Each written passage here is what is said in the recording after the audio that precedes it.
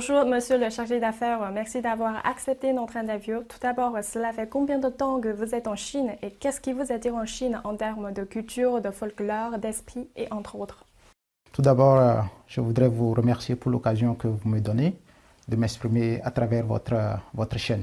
Cela fait 3 ans et demi que je suis en Chine et je suis particulièrement marqué par le génie et l'esprit d'abnégation au travail du peuple chinois. Chaque année, les 12 sessions fournissent une occasion au peuple chinois d'offrir leurs conseils sur tous les aspects du développement de la Chine. Accordez-vous de l'attention aux 12 sessions. Quels sont les sujets qui vous préoccupent le plus et pourquoi? Ces sessions marquent chaque année, comme vous l'avez dit, en quelque sorte la rentrée politique et elles déclinent les grands axes et enjeux de l'action politique et gouvernementale du pays. Il est bien évident que les résolutions et les orientations qui seront adoptées par ces 2 sessions intéressent plus d'un observateur, y compris les observateurs étrangers.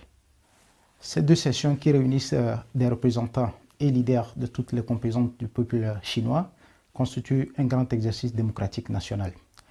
D'autant plus qu'il revient à ces représentants, comme c'est le cas chaque année, de décider des grandes orientations qui guideront l'action du gouvernement tout au long de l'année. Le président chinois Xi Jinping a souligné dans son discours que l'avenir des relations sino-africaines réside dans nos jeunes.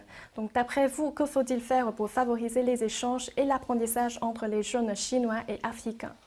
Nous partageons effectivement cette conviction du président Xi Jinping sur le potentiel de la jeunesse dans l'approfondissement des relations sino-africaines.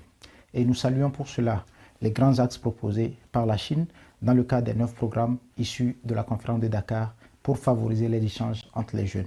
Il y a notamment prévu l'organisation d'un forum Chine-Afrique sur les services des jeunes. Parallèlement, la Chine et l'Afrique devraient intensifier la coopération en matière de formation académique en y incluant des programmes d'échange et en facilitant des parcours professionnels pour la jeunesse. En cela, les programmes des ateliers Luban constituent un puissant outil qu'il faudra étendre à l'échelle de plusieurs pays du continent. Il serait également important d'initier des programmes touristiques de jeunes pour permettre un meilleur brassage culturel.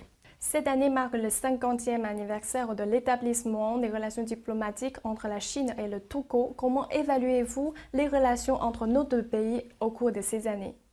Aujourd'hui, la Chine est un des partenaires privilégiés du Togo.